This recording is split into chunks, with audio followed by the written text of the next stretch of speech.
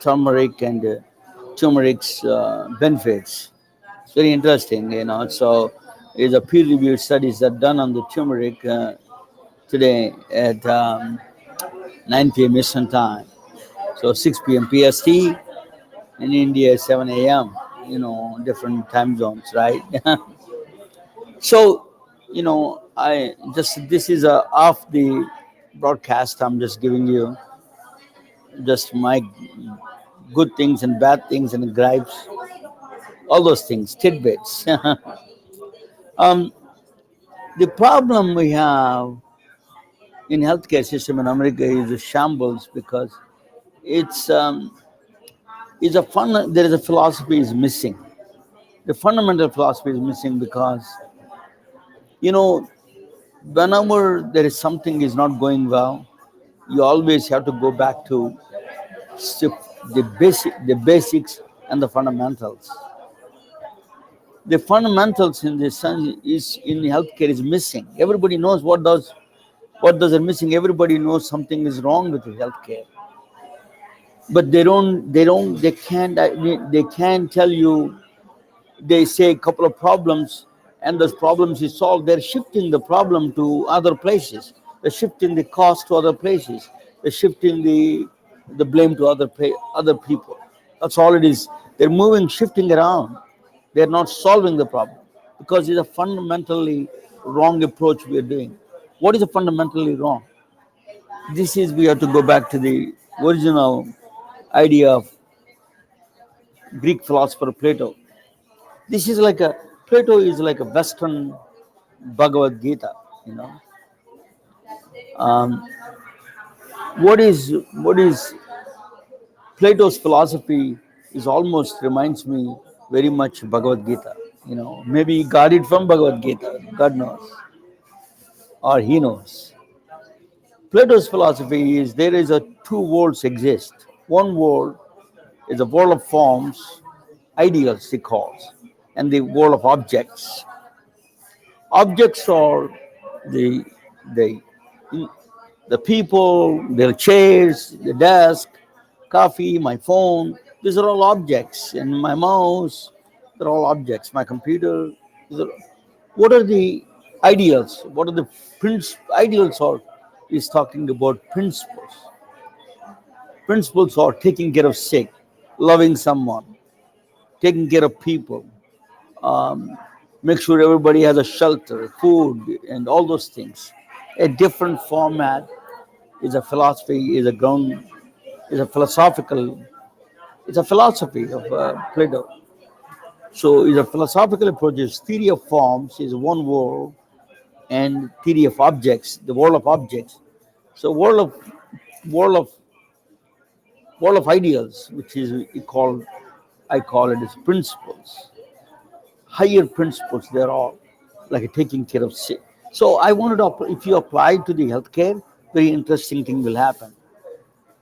What he said was, now I want to tell you the relationships he created between the world of ideals and world of objects.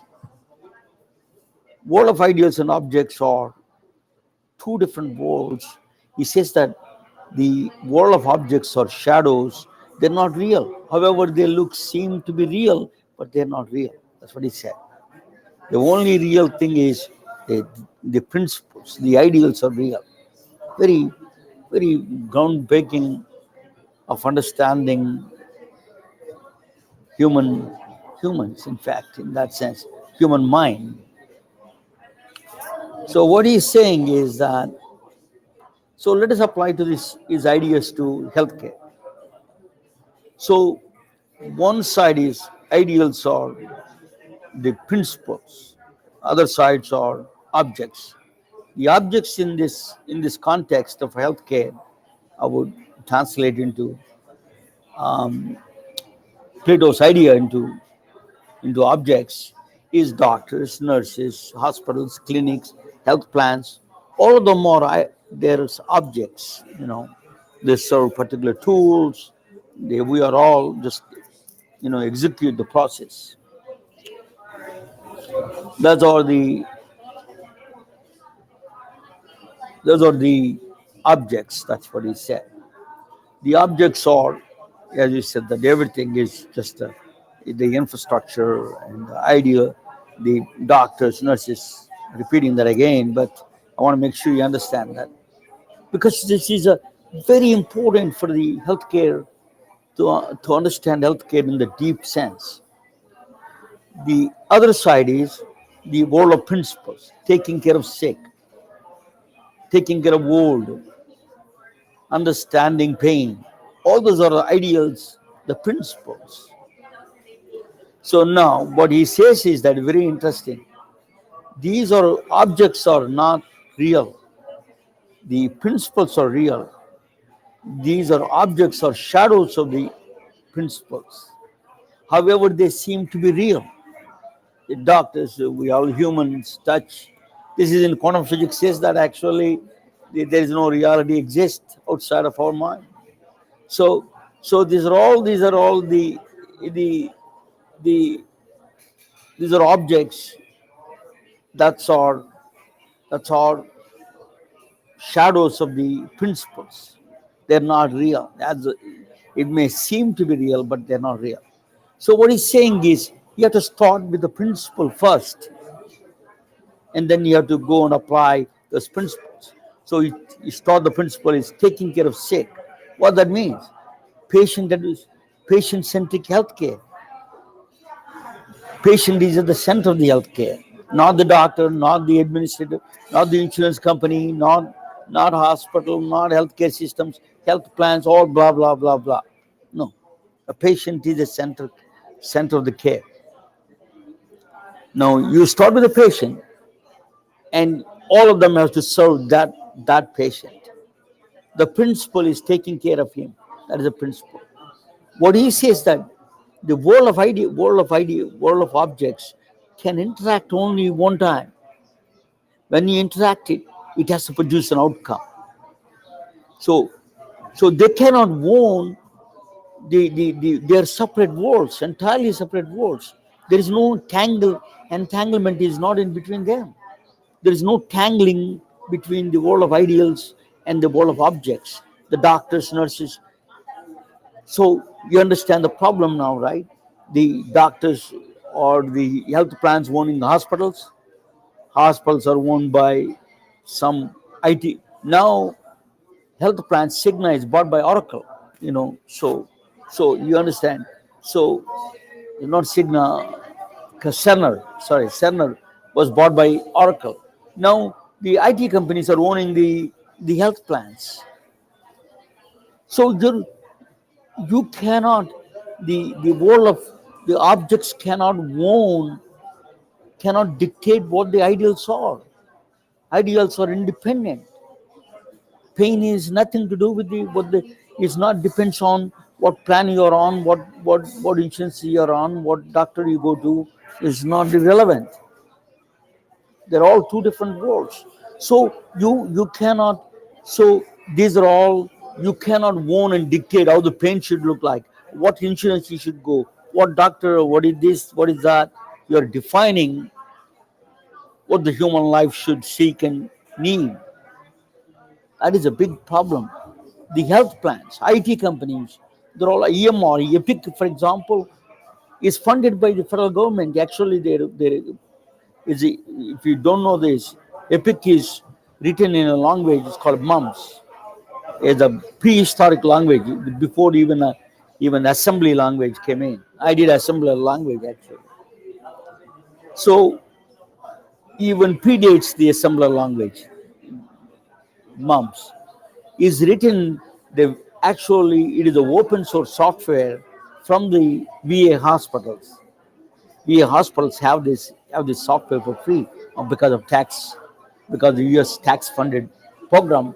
So the source you can download it. I downloaded that files. I downloaded the EMRs of entire Vista. It's called Vista, not the Microsoft Vista. It's called Veterans Administration Information System Architecture, long name. So that is, they copied it. They just straightforward copy, free, tax-funded software is done.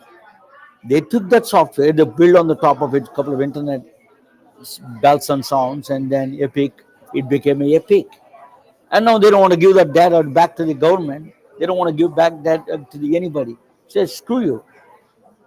So health plans are telling what the what the care of the patient should be. Do you wonder why you wonder that why there is no wonder that patients have a lowest confidence among in the healthcare system. 6 out of 10 Americans don't trust neither doctors nor American healthcare system. It's a travesty of justice, travesty to the patients. What are the politicians are doing? They're just giving a blank check to these IT companies, all these healthcare plans, and all these people.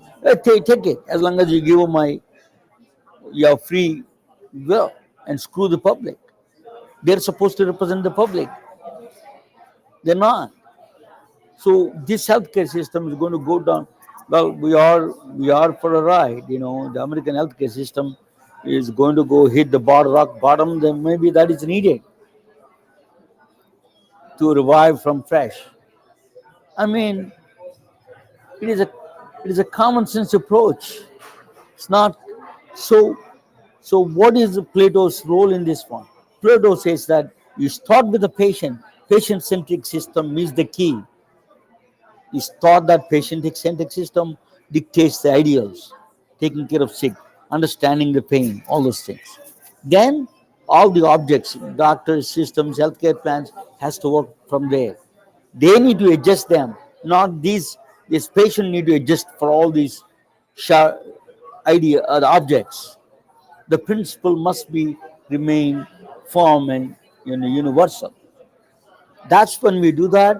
It is when you interact these two. Only time they need to interact, not warning these people, not warning the patients, not warning the idea of the patient-centric system, not warning the pain, not warning, understanding defining what is the pain should look like. Those are all. So the only interaction they need to have is when you need to serve that patient. That interaction has to be clearly one interaction, and it has to produce an outcome. After that, they will be separated again. There is no constant interaction. Sit down and, you know, they say the healthcare should be continuous, seamless care. See, this is you need to learn from quantum physics and the light itself. Light travels in both waves and quanta fixed pockets. It goes from here, the quanta of particle, the light particle goes, and it doesn't travel. People think it travels. It is actually quantum jump. You don't know how. There's no traveling. It goes here, it goes there, it goes there, it goes there, appear, disappears, and travels that way. That's one way of traveling. There's a continuous wave. It's a wave particle duality wave. So it can exist both. So healthcare, if you translate that into, you can make it exist in both ways. It can be discrete. It can be continuous it seems to be continuous for the patients, seamless care, but it is also discrete. You can all the procedures, all this systemic interaction between the insurance plans and the patients has to be discrete. It has to be clean cut and out. There's no long term controlling these patients, controlling their pain, and defining what is a pain should look like. All those things has to be out. Interaction out, interaction out. Every interaction with the ideal, with the object and ideal, when they interact each other, only one outcome and then out. There should not be any more further lingering around it. That is the way American healthcare system you can improve. If you define it, that is a fundamental philosophy here. Start with the ideals first, which is taking care of sick, understanding pain, understanding suffering. All those things these are the very Christian, religious principles. All the principles of basic principles we live and become commercialization. I'm not against entrepreneurship. You can still serve.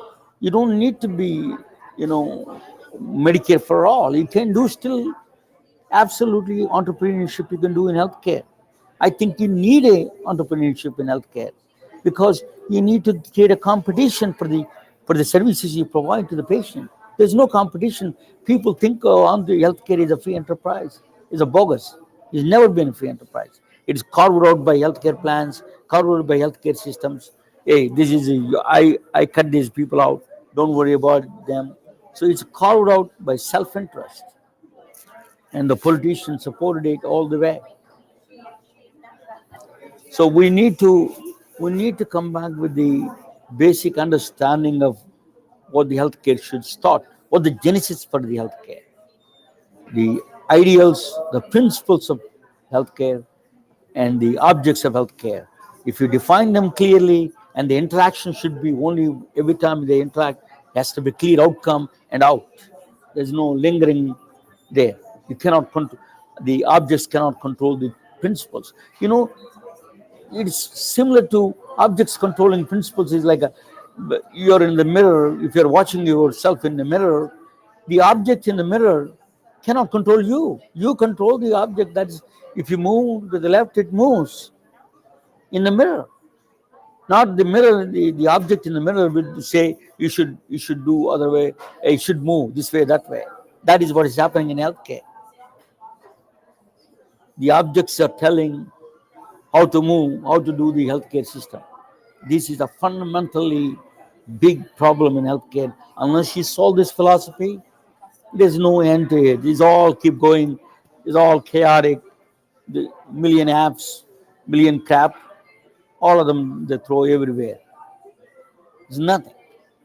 A very simple healthcare solutions are extremely simple. It's not that complex. The 99% diseases are that you see, just the day-to-day diseases are not that complex. You don't need to go 25 years of medical school for that. They make it though so important. In India there are RPM, RMPs, registered medical practice. They can they can treat a lot of patients. So you don't need this high class, this 20 years of medical school and then go through hell and then pay a lot of debt to it and treating cold and cough. And they don't have even an instrument. The reason is medical education is also a problem is they developed before there were all the technology. Technology is useful in this context. It's not technology, I would say a different way. MRI, scientific advancement, CT scan, PET CT, all those things are very, very powerful tools. So before my father's time, they used to use their brain as a diagnostic tool. You don't need diagnostic tool brains. Now the machines can tell you evidence-based medicine exactly what the structurally wrong or functionally wrong with the body. You can create a lot of centers of X-ray and ultrasound, the two eyes of a doctor, and all the strip tests you do. You can diagnose 99% of the diagnosis you can do right on the spot, the point of care service, point of care. It is just a disaster what we are in. It is very simple. I can provide this one with the $10 billion. I can provide everything in the world of the primary care. It's all these complex things. My father used to say, if someone says it's complex, watch your wallet. That's exactly what it is. Healthcare. So Americans have the lowest confidence in healthcare system. It's sad, a country that is so advanced. I'm going to tell you, the moment you slip in healthcare, leadership in healthcare, you're going to lose leadership in every other area. It means defense, education, you're going to lose, definitely. There's no second thoughts about it. If we don't take care of the health of the people, the other ones also fall behind it.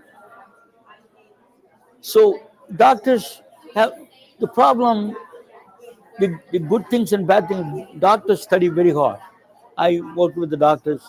They are very hardworking, very well disciplined people, much better than any engineers. They say engineers and all those things, but I tell you, doctors work very hard. But the problem is their education system sucks. Honestly, I'm a strong word I'm using. They need to teach the more modern ideas of how to invent, how to discover new. So they think MBA is going to solve all the problems, understand the business. MBA doesn't solve any things. MBA tells you how to exploit a system and make the best out of money. It doesn't innovate anything.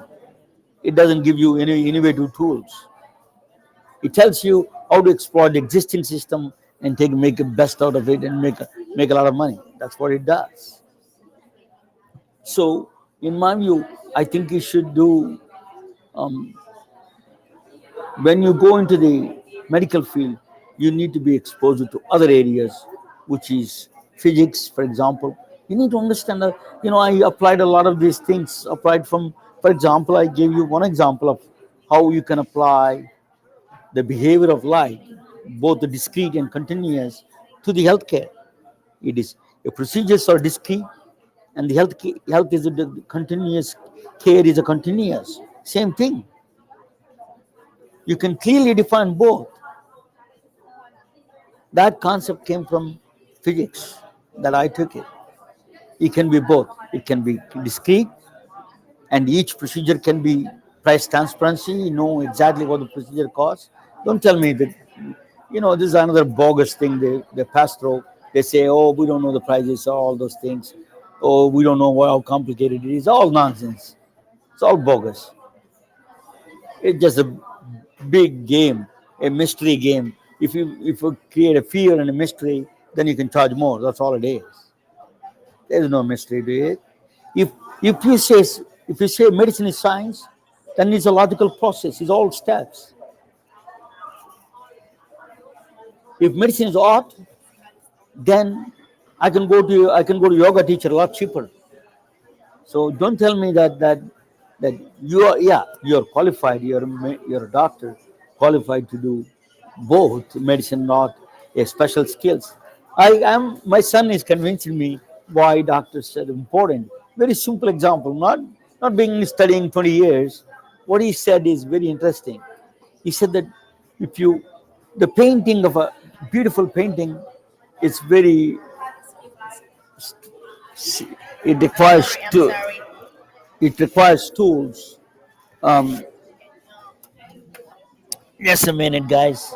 I'm in the I'm in a coffee shop here. Yeah, just give me 1 second, guys. I'm in a coffee shop, just broadcasting.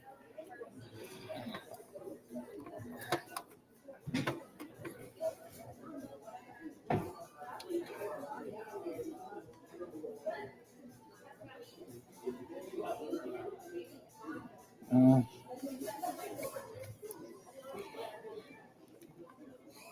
working?